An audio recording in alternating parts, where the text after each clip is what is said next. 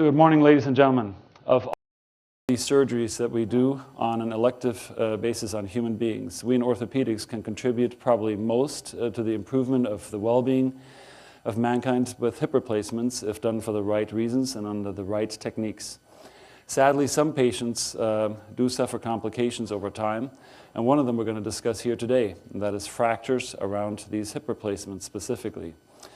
It is my pleasure to introduce three eminent speakers on this. Dr. Brian Daines, a fourth-year resident who's going to do a fellowship in joint replacement, has a strong academic interest, and he's going to be partnered with Dr. David Barei, associate professor in orthopedic surgery. He is also one of the mainstay trauma surgeons of national reputation at Harborview Medical Center. And he's going to be partnered with Dr. Howard Chansky, our vice chair in orthopedic surgery at the University of Washington Medical Center and at the VA, and a joint replacement surgeon. With this, I'm going to ask Dr. Daines to take the lead and host us with a number of cases. Thanks, Brian. Well, I'd like to thank Dr. Chapman for that kind introduction. My name is Brian Daines. I'm one of the orthopedic residents here at the University of Washington. I'm grateful that Dr. Barei and Dr. Chansky could be here with me today to discuss this interesting and complex problem. We're going to be discussing periprosthetic fractures. We don't have anything to disclose. No outside funding or grants have been given to us. I'd also like to thank Dr. Robert Winquist, Dr. Paul DeWillius, and Dr. Sean Nork for their aid and help in developing this slide presentation. So periprosthetic fractures is a complex problem that's increasing in prevalence. There's over 200,000 hip replacements done every year. 1% of the primary hip replacements result in a periprosthetic fracture, and then about 4% of the revision hip replacements result in a periprosthetic fracture. Now these are, with our improvement in technology and the fact that patients are living longer, this is only a problem that's going to grow bigger.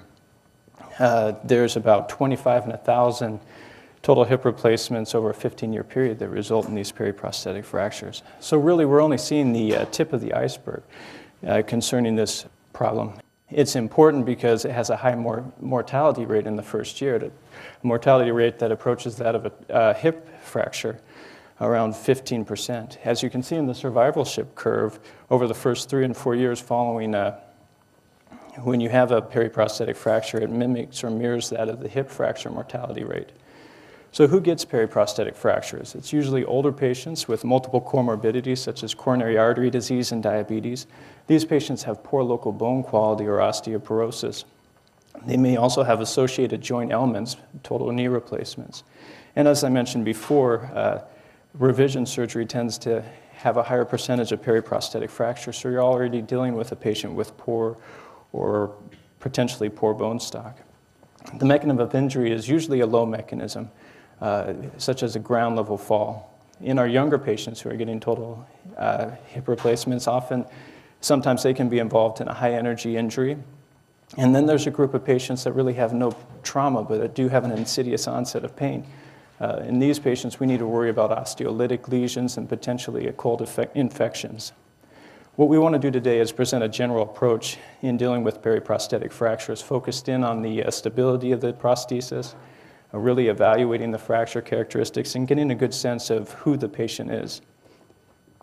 As you can see in these pictures, we have stable and unstable fracture patterns. This is a stable fracture pattern. You can see that the stem is not migrated or subsided.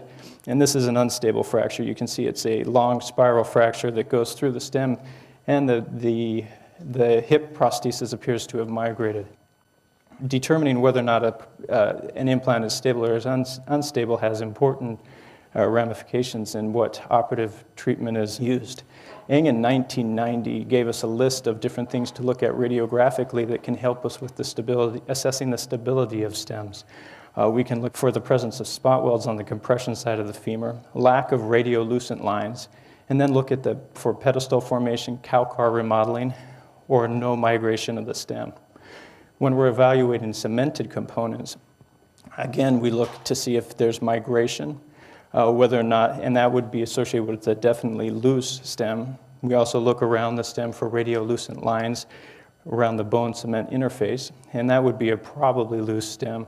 And then if there's 50 to 100% of a radiolucent zone around the implant, then that could be considered a possibly loose stem. So You can see a shortened fracture around the femoral stem with angulation. And then on this side, you can see that there's poor bone quality and comminution of the fracture. So when looking at the fracture characteristics, it's important to assess those because, again, they determine management. Now, our goals are to obtain an accurate diagnosis, because with that accurate diagnosis, we can then choose either to do an open reduction internal fixation versus a revision arthroplasty. The goal is to obtain good long-term function, fracture union, and then maintain or obtain stability. In these patients, it's paramount important to get them mobilizing early.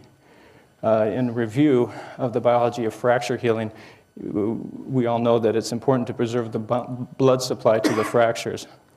We do this by limiting the surgical dissection, and then we need to obtain an accurate fracture reduction with robust fixation. Today we're going to focus in on fractures around total hip replacements.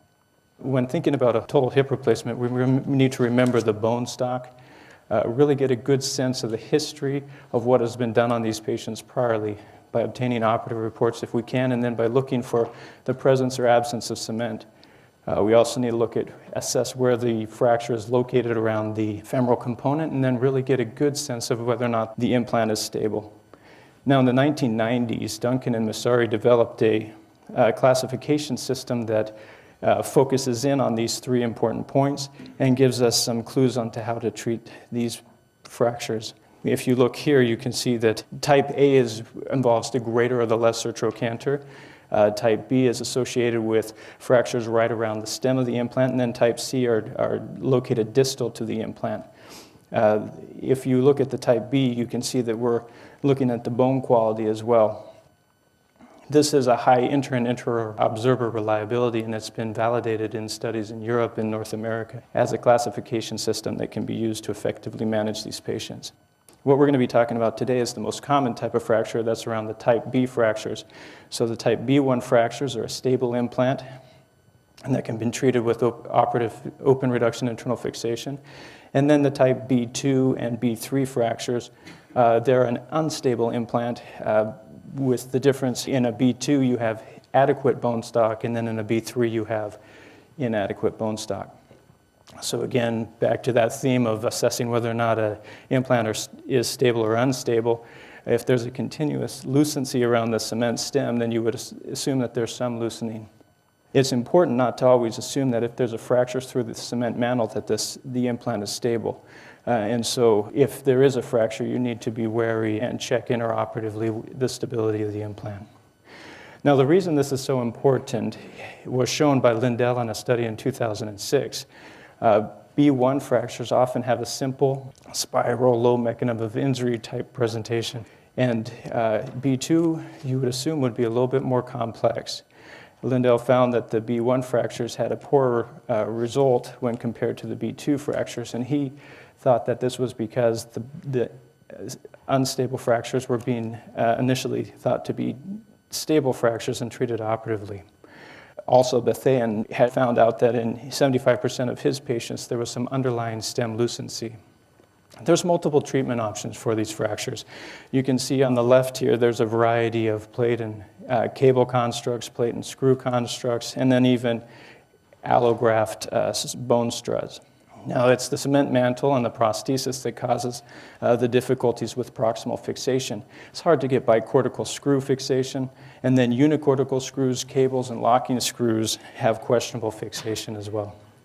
Historically, compression plates have been used. These have certain advantages, specifically in that you can visualize the fracture, obtain a good direct reduction, and then establish rigid internal fixation. The disadvantages have to do with the amount of soft tissue dissection, and then again, the difficulty obtaining bicortical screw fixation.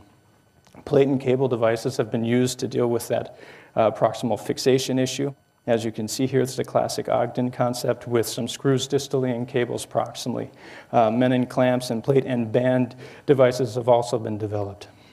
Now, cable and plate devices have the advantage of not interfering with the cement mantle. However, they give poor control to axial force, and in patients who have varus malreduction or a varus implant, they've been shown to lead to a high rate of failure.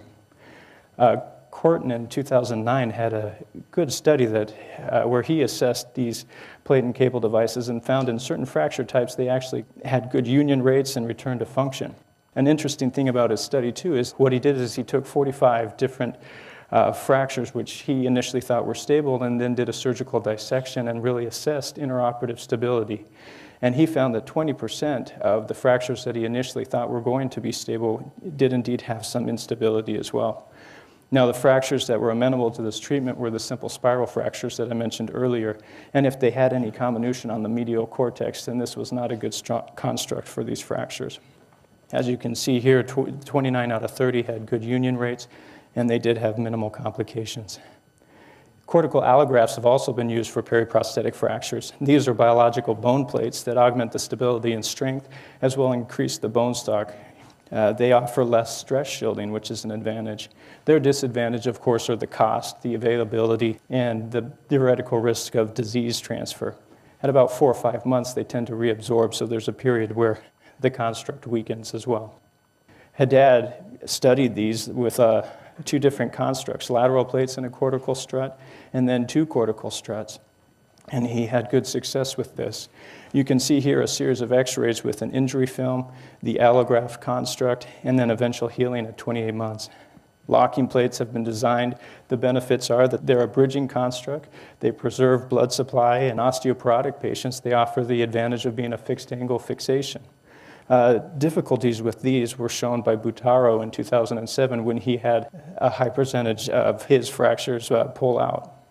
Ricci had a good study in which he employed locking screws and cortical screws distally with locking screws proximally. He did an indirection reduction with a single lateral plate. Again, you can see that he had a good union rate and return to function. This slide illustrates the minimal surgical approach. Technical tips that he learned were that you need to overlap the prosthesis, avoid stress risers proximally and distally. Locking plates are good for osteoporotic bone. You can use cables as adjuvant therapy. And probably most importantly, they minimize the soft tissue dissection, preserving the blood supply to the fracture components. Out of Harborview, we had a recent study that presented 10 cases using the long lateral spanning locking plates. You can see here a series of injury films and then the eventual construct. They had 10 out of 10 unions and did not use cortical allograft or cerclage wires and found that the spanning locking plate was sufficient fixation. They had no major complications. Again, you can see another example of an injury film, long spiral fracture, and then the long spanning plate. An interesting study was done by Daines in 2000 in which he did a biomechanical study evaluating the fixation strengths of the different constructs that I've talked about, the cables and screws, unicortical and bicortical screws, cables and screws, and then allograft struts. What he found in summary is if you're looking at the Claston-Ogden construct again with distal screw placement and cables, that if you add a unicortical screw to that cable construct, you get improved proximal fixation. If you replace the cables with unicortical screws, again, you get increased proximal fixation. And that both of these constructs had more early strength than just the 2 allograft struts and cables. There have been a variety of studies demonstrating success in dealing with these fractures. Here's just a summary slide of some of their results. We want to move now on to stem instability. This is a difficult problem because now you have a loose stem and potentially with the B2 classification, and then you have a loose stem with bone loss in the B3s. Revision arthroplasty has certain advantages. They have been shown to have a lower mortality rate, and perhaps that is due to the fact that you can begin earlier weight bearing with these revisions. The disadvantages have to do with the complexity of the fracture, the increased operative time, and the potential for greater blood loss. Now, the principles of revision are to preserve the proximal bone, transverse the fracture site by at least 2 cortical diameters, and then potentially use an allograft strut to increase bone stock and control the rotational forces. Similar to operative fixation, there's a variety of treatment options ranging from cemented stems to fully porous stems, and then to the more salvage type procedures such as an allograft prosthesis composite. Cemented stems have been used historically. Their advantage is they give good proximal early fixation. The disadvantage really has to do with the fear of the cement getting in between the fractures and causing a non-union. Also, in revision arthroplasty, cemented stems have been shown to have less favorable results when compared to long, porous, fully coated stems. These are now reserved for the elderly with poor bone, and it's important to have a good anatomic reduction with these fracture patterns. Cement constructs have been tried. They had good union rates. They preserved the cement mantle. Again, you need an anatomically reducible fracture with a well-preserved cement mantle. Now, long cementless stems or porous coated stems are the gold standard now for revisions. What their advantages are, you get a good distal and intermedullary fixation and a good biological bone fixation, or you have the potential for biological fixation. The disadvantages really have to do with proximal stress shielding, the potential for subsidence. You do have to have restricted weight bearing for a period of time, and then again, the bone stock has to be sufficient for distal fixation. McDonald demonstrated that this is a technique that is reliable. He had good success with union of fractures at about 4 months. Now, this slide highlights some of the difficulties with revisions, and that has to do with perimorbid events such as myocardial infections. Springer in 2003 compared 4 of the different revision techniques that I'm talking about, namely cemented stems, proximally porous coated stems, extensively porous coated stems, and then allograft or tumor prostheses. After a 5-year follow-up, he found that these techniques restored function in most patients. However, there were problems with prosthetic loosening and fracture non-union. The important thing to remember from this slide is the best results were from uncemented, extensively porous coated stems. Now we're going to move on to some of the more salvage techniques. These have to do with distal fixed components. Advantages have to do with the fact that they're uncemented.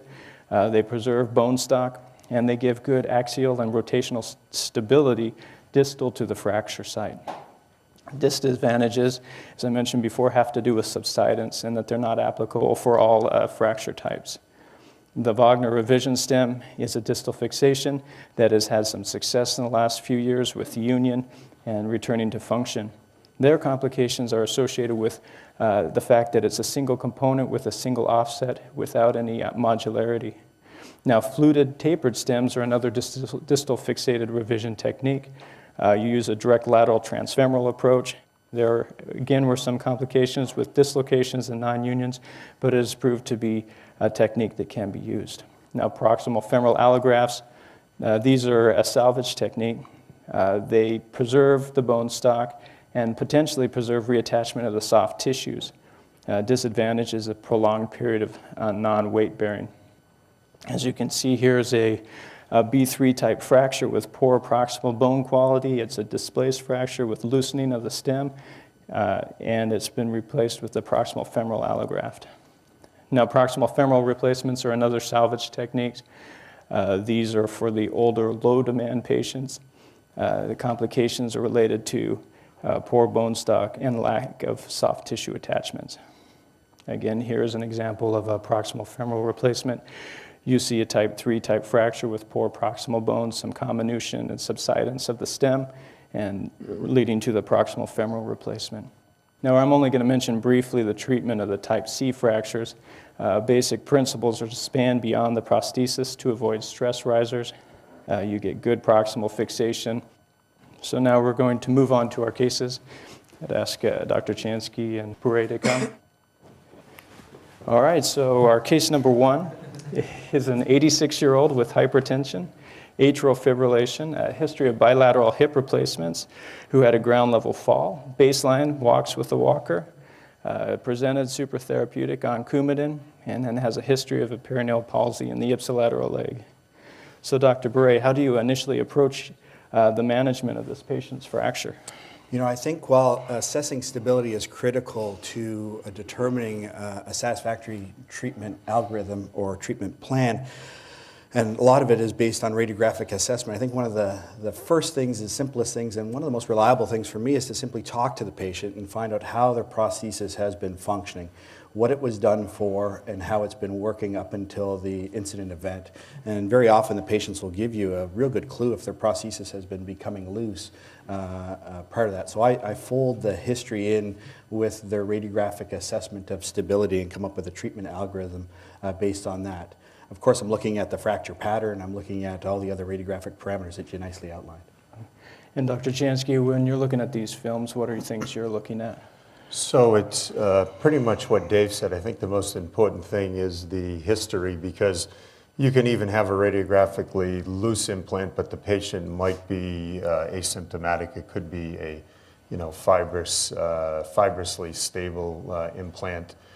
And then in this particular case, some of the things that as a joint surgeon I would notice is that there might be a small proximal fracture through the lateral cortex. So maybe this fracture is more of a Vancouver B. And it also looks like there's pretty extensive radiographic lucency around the stem, and that might be from osteolysis. It looks like this patient probably already has undergone at least one revision based upon the length of the stem and the cage used to reconstruct the acetabulum. So if I were reconstructing this, I would be concerned, is that prosthesis loose, and would you need to be prepared to actually revise it in addition to fixing the fracture? So Dr. Barei, what would be your operative approach? Well, for me, assuming that the history fits with a stable prosthesis and the radiographic examination reasonably well corroborates that history, and factoring in the patient factors, age, functional level, and other comorbidities, my operative approach for fixation is in simple fracture patterns to go for direct reductions, anatomic reduction, absolute stability patterns, and neutralization type implant. While I do appreciate that percutaneous surgery has the appearance of minimally invasive and biologically friendly, I think that these simple patterns really respond well to direct visualization with good soft tissue technique to get an anatomic reduction. And then how do you decide on proximal fixation? Proximal fixation, I think, is what you outlined. I think that these patients have typically poor bone quality, and I think a lot of it is all about proximal fixation. My choice is to obtain locking screw fixation to the proximal segment as much as I can, and I try to avoid cables unless absolutely necessary, and I really work hard to try to get screw fixations in the proximal segment. Okay, and so this patient underwent an operative fixation. Can you discuss a little bit about how you obtain the fracture reduction? For me, the fracture reduction is obtained with open direct visualization of the fracture, once again using a lateral extensile exposure. I often find that percutaneous placement of plates in an area of previous scarring, like would have been done with this patient's previous surgery, is quite difficult, and placement of the plate laterally in the proximal segment is critical to being able to obtain screw fixations in and around the stem. Or the cement mantle if it was present in other situations. So for me, it's a long lateral extensile exposure. My usual approach is to try to be as biologically friendly as possible. And one of the simplest ways to do that is to place the patient in a lateral position to do a lateral exposure of the thigh. And what this facilitates is the avoidance of putting circumferential retractors around to the medial aspect, and it really allows the soft tissue envelope to fall away from the lateral aspect of the femur. My philosophy is plate the entire length of the femur. They typically have osteoporotic bone. I like to get as much proximal fixation as possible and supplement that with a nice long lateral plate, and really try to make the fracture participate in the stability, i.e. get a direct reduction in interfragmentary compression if at all possible. And so you were able to do this in this fracture. You can see that the long lateral plate with the excellent reduction, and then the follow-up at 7 months demonstrating union. So we're going to move. Yeah. Let me ask a question here. So how rapidly after the fracture happens do you do the surgery? Is that something you do in the middle of the night? Do you wait for a couple of days? I look at these exactly. It's the same patient population in mortality and morbidity rates that you see with hip fractures. So I think one of the important things is planning. These patients need to be seen by the medicine service or as a team approach to make sure their other comorbidities are assessed, are evaluated. The patient needs to be assessed for stability factors regarding the prosthesis, and then you really have to have the appropriate implants and the people that are able to help you with those appropriate implants, specifically the scrub nurses, the circulating nurses, and you have to have all the available implants that you need. This is typically not a middle-of-the-night operation. It needs to be planned. There may even be special requirements for some of these implants to achieve fracture fixation, and certainly for a revision situation. Yeah, most of the literature on hip fractures indicate that there's probably a sweet spot in terms of postoperative morbidity and mortality, and that's somewhere between 24 and 72 hours. And we often fix these as a team, and besides getting the equipment, it takes a little bit of planning to get the trauma surgeons and reconstructive joint surgeons together. So somewhere in that window, I think, is ideal. Certainly with some of these ones where I have equivocal ideas about radiographic stability, Howard's the guy I call and I ask Howard, Howard, have a look at this stem and tell me if you think this is one to fix or one that you should be managing with a revision. I think we work quite well with that whole thing together. Dr. Henley? Brad Henley, Harborview. Two questions. As a matter of routine in the evaluation of these patients, do you obtain preoperative laboratory studies, and if so, which ones do you routinely obtain and how are they stratified? Secondarily, do you obtain any advanced imaging studies in any of these individuals, including scanning, MRIs, etc., and what are the indications for those? I'll let Dave talk about the routine trauma labs, but in terms of joint-specific labs, there's really not anything to get unless you're concerned about a preoperative infection. So if it's a patient that came in complaining of some groin pain or thigh pain and there's nothing obviously wrong with the x-ray to indicate that it's grossly loose, it's probably worth checking those labs to see if there's the possibility of an infection. Of course, they also might be elevated just in the setting of trauma. So if you're really concerned, you would need to check either intraoperative cultures or perhaps even better a frozen section or a couple of frozen sections. Typically, because of the ages of the patient and the fact that they've been involved in a fracture which may have had some sort of higher energy mechanism, obviously basic screening blood work would be in order. These patients are going to have some form of blood loss secondary to their injury. They'll have some form of blood loss secondary to their surgical procedure, so they'll need to have a basic blood count. Blood may need to be crossed and held in the event that they may need further transfusions at the part of their hospitalization. Some of the other things that you may want to consider, I think this is a person-specific situation, are nutrition labs, as well as other markers for bone healing, such as vitamin D and calcium levels, which really I would have our colleagues in medicine help us with some of those determinants to help them with their postoperative course. Many of these things can't be corrected preoperatively, of course, but they sure can be part of the postoperative care of the patient. And in terms of radiographic studies, it's basic x-rays. Things like bone scans, in the setting of trauma really aren't going to help you to decide if the prosthesis is loose. There's some experimental work using MRs to actually look at loosening of implants and looking at the fibrous membrane around the implant. And then the only other study that I would occasionally get is a CT scan if there's an acetabular fracture along with the femoral fracture. Dr. Kringle? Couple questions. A lot of the older patients that come in now are on Plavix, and I have a question about what you do for the patient on Plavix, how long you wait, whether you use platelet transfusions or not. And is there a role for the trauma surgeon to fix the fracture despite a loose stem and then do a revision later? And lastly, does the presence of loosening, is it a risk factor for periprosthetic fracture? I think I can address a couple. Howard, maybe you want to address the Plavix question. Certainly, I think some of the studies that have been shown where the patient with insidious pain and no real trauma really look for an osteolytic lesion around the tip of that stem or somewhere along the location of that stem. So I think that, loosening will have some potential risk because of the thinning of the cortex and essentially a stress zone.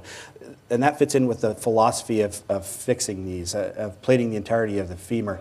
And one of the most challenging situations is dealing with these patients when they have a non-union. And invariably, although Brian showed a nice case with a plate broken, it's rare that the plate breaks. It's much more common that you've had a loss of fixation either in the proximal or distal segment.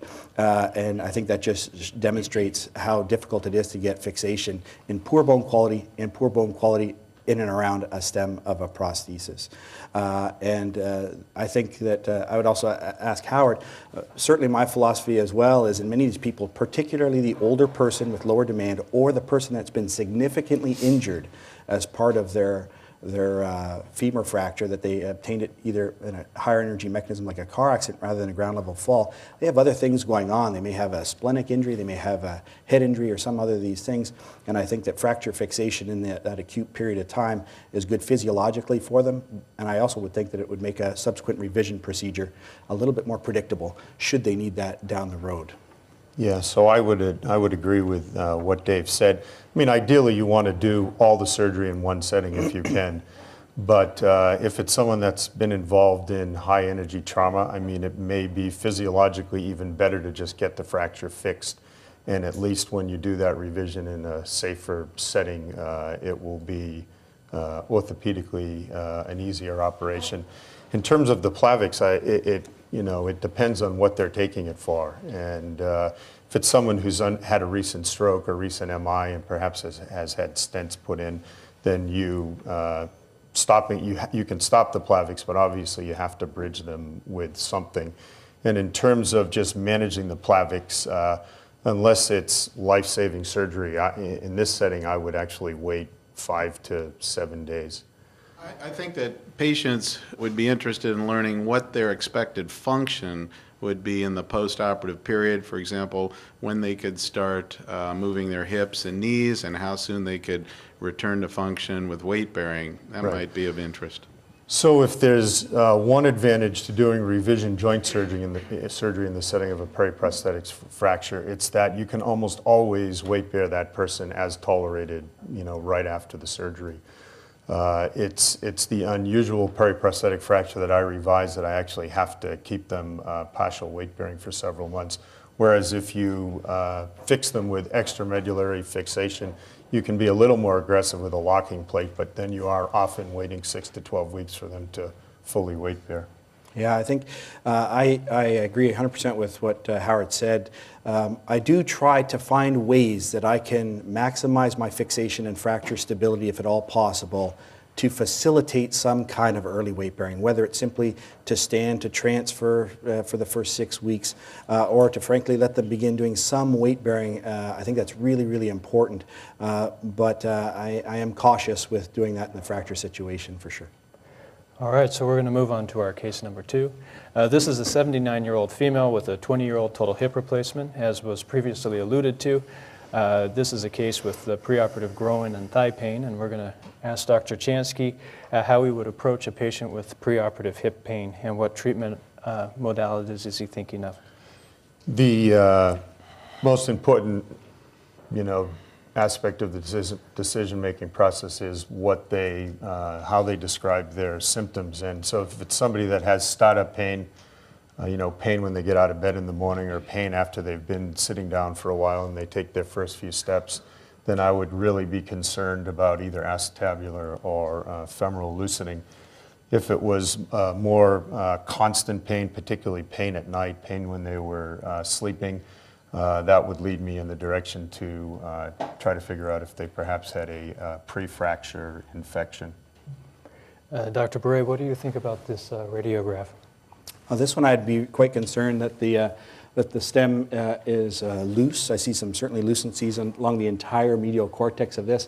But one of the other things I may be concerned about is the relative asymmetry of the acetabular liner, which may suggest that the acetabular component is also becoming aged and worn as well. This would definitely be one I'd be calling Howard on to have a look at this prosthesis. So Dr. Chansky, how then would you approach this patient operatively, and how would you reduce this fracture? So I think Dave brought out the point about the acetabulum, and it's easy when you see a fracture to just sort of, focus right in on that and forget that there's another component in there. And the fact that she was having groin pain in addition to thigh pain makes me think that she's probably having quite a bit of inflammation, synovitis from polywear, in addition to the fact that her thigh pain was probably from what looks to be a loose stem. So this is one that, in addition to fixing the fracture, you really have to entertain revising the hip either right away if the patient is stable enough to do all of that surgery. And so my technique for this would be to wait to dislocate the hip until I actually stabilize the fracture. It's much easier to dislocate it after you have the fracture, put together, and you can use the leg as a lever on to dislocate the hip.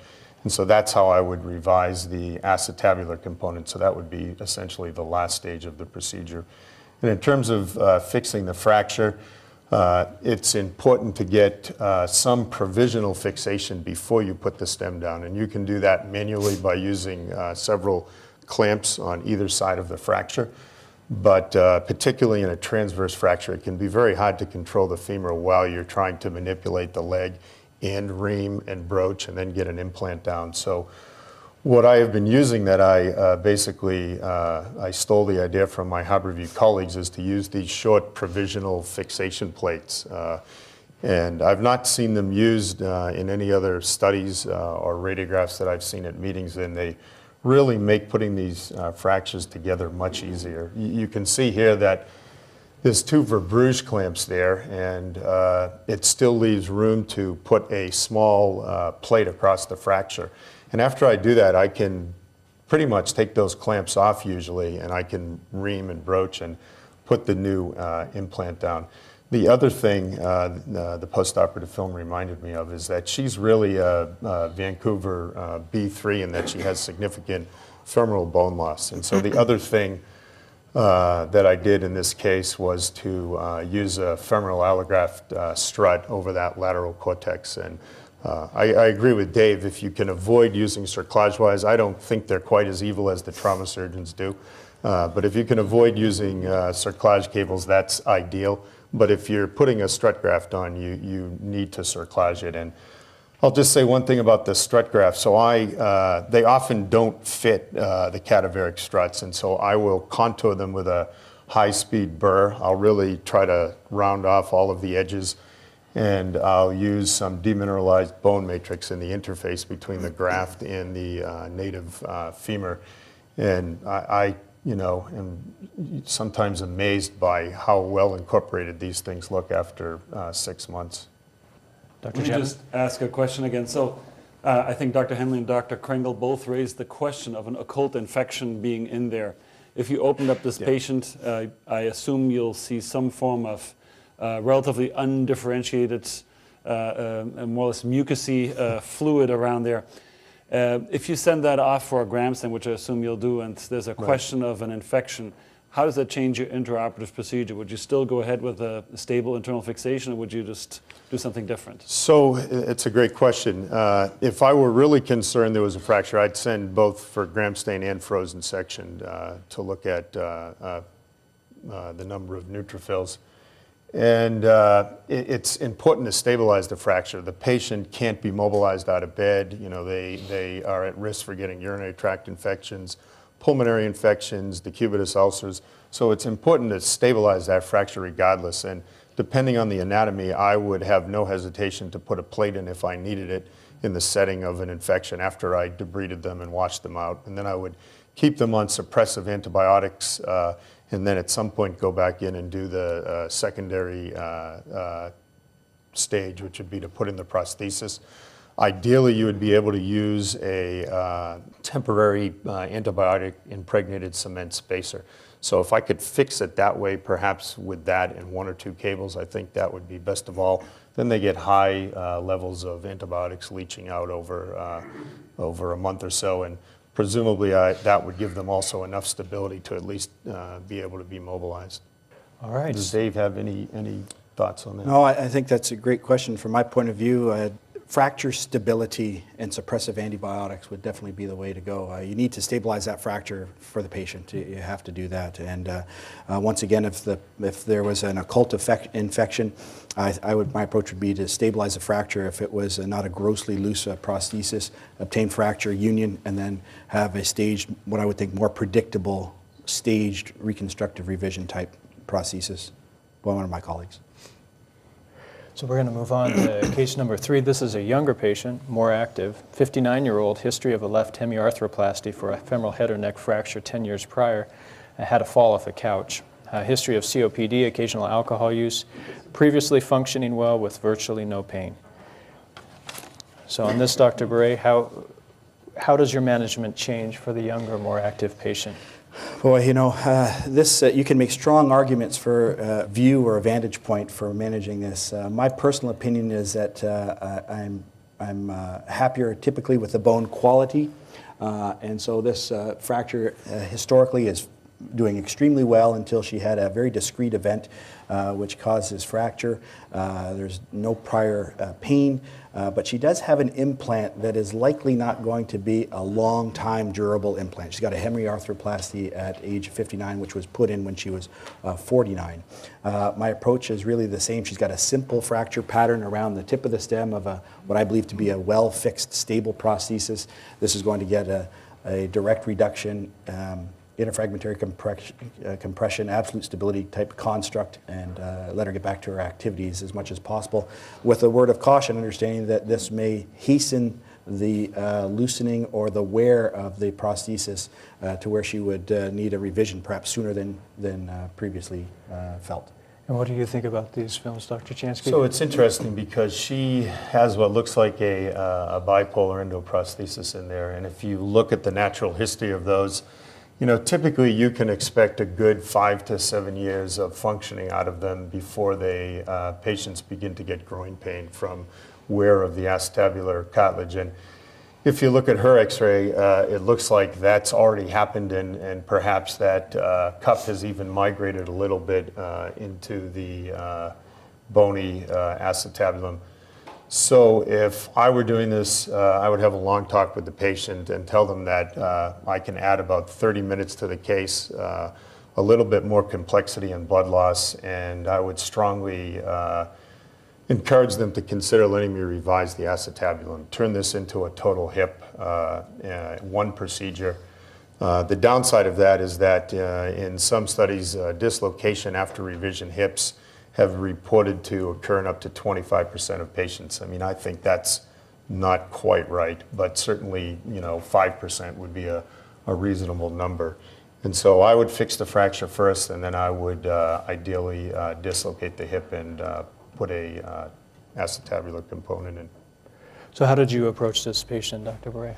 Same way as before, a lateral extensile exposure. My plan was to be using locking plate fixation, and typically in the proximal portion, which is where really all the challenges are, I think you can get good fixation usually behind the prosthesis. Often the prosthesis is placed obviously to replace the femoral head and neck, which is a more anterior structure, and posterior to this we usually have a corridor of bone or available osseous structures where we can typically direct screw fixations into the region of the lesser trochanter, which gives us a really good proximal stability point to help stabilize this fracture. Okay, and these are the postoperative x-rays indicating union of the fracture.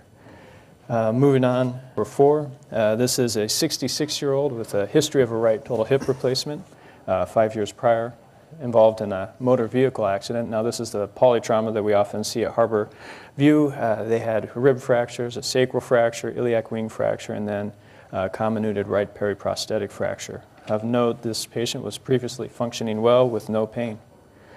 So Dr. Barei, what do you think about these images? Well, these images corroborate that high energy mechanism. If you look particularly on the lateral view, you see that there's extensive comminution in the anterior cortex of the femur. There's comminution of the cement mantle, which I don't think I've ever said that before.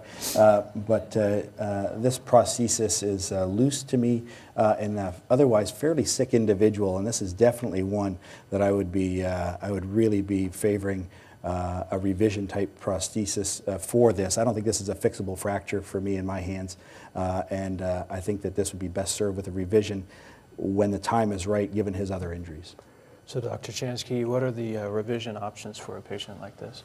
So this patient actually was seen at Harborview, and after he was stabilized, we operated on him at the university. So in terms of options, I'm not sure you can quite appreciate that lateral film with the lighting in here, but his femur was basically exploded. And so in an older person, the choices are somewhat simpler. You can put in a proximal femoral replacing prosthesis, basically a tumor or oncologic prosthesis, a big piece of metal, and then pot that in distally. The other thing you could do in someone who was less active would be to use a massive allograft prosthesis composite. And again, given how his comminution extends somewhat distally into his isthmus, I think you would be stuck having to basically pot that in with methyl methacrylate. And so there aren't really any simple options that I think would fit somebody who's 59 and extremely active. Part of the history that Brian didn't get into is that this is someone who bicycled basically hundreds of miles a week. And so I went in there with all intentions of trying to basically salvage his native femur somehow, just because of his age and his activity level. And when I went in there, as usual, the appearance is even more striking than the preoperative X-ray. And there were basically lots of small fragments left behind. And so in what became a fairly long case, I somewhat tediously tried to put these pieces back together.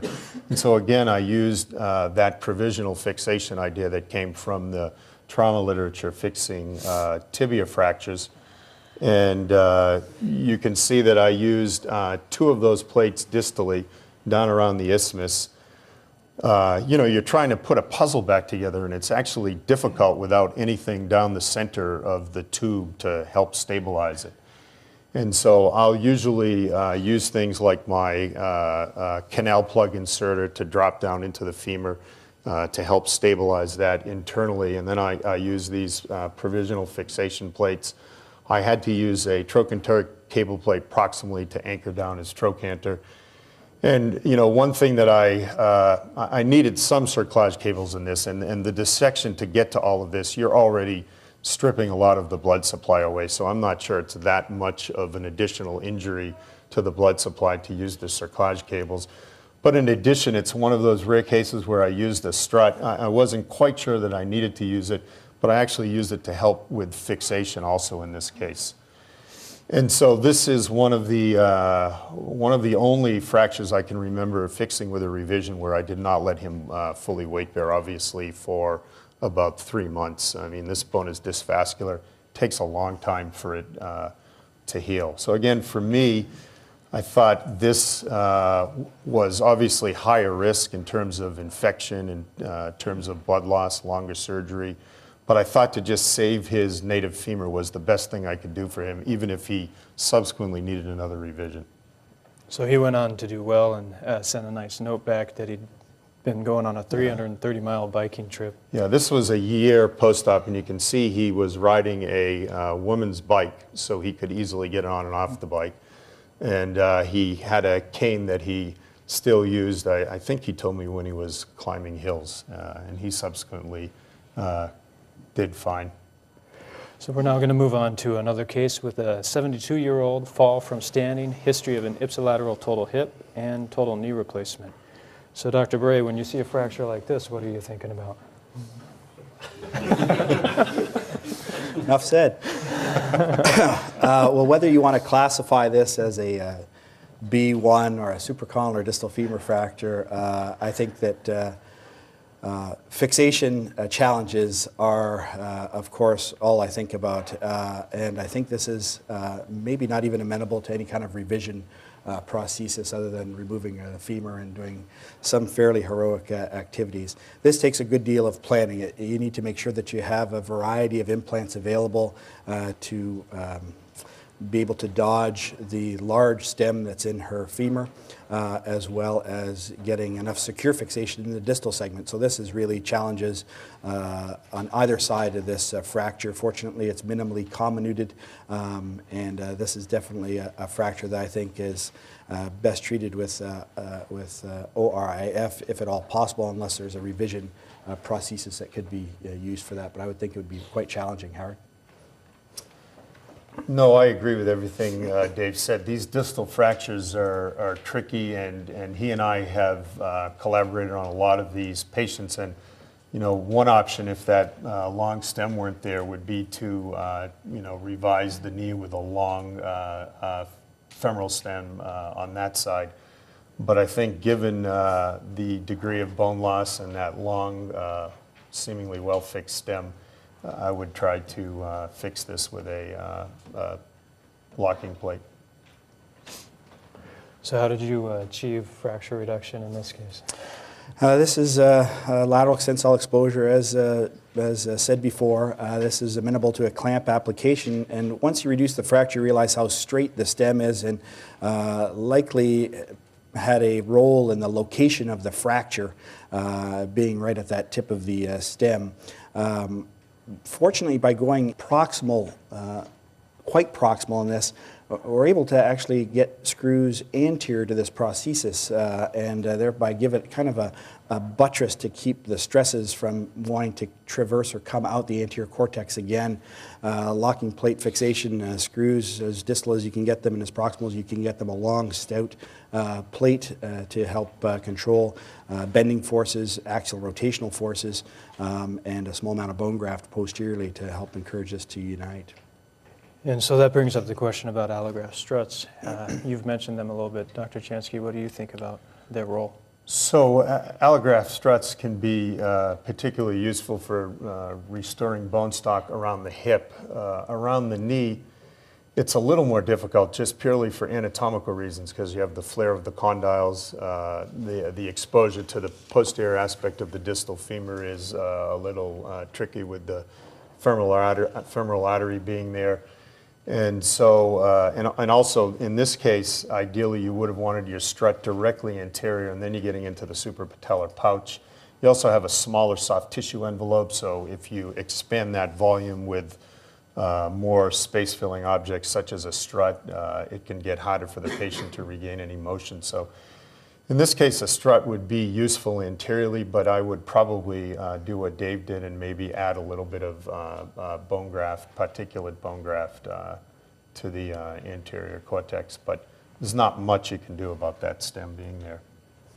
Brian, I have a question to you. In your review of the literature, did you see that patients with cemented stems or uncemented stems were more prone towards developing these periprosthetic fractures?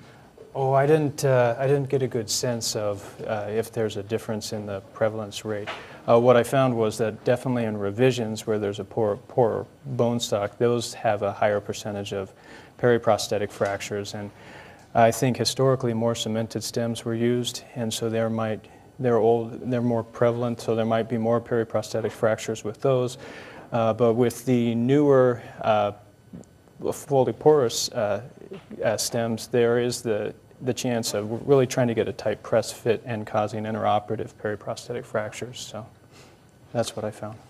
Then the sequitur question to our two experts here is, which type of prosthesis is easier to fix afterwards, a cemented or an uncemented stem? I mean, it looks like that one case that you showed, which did so beautifully, the bicyclist, that was just a nightmare to fix, and that was in part due to the cement mat that was around. Well, right. That's a great point. One of the reasons that I actually used the graft there is because after I had chipped away all of the well-fixed cement from the fragments of his femur, I obviously had a little less bone stock to work with. So in terms of revising a hip, all things being said and done, it's nice when there's no cement to deal with.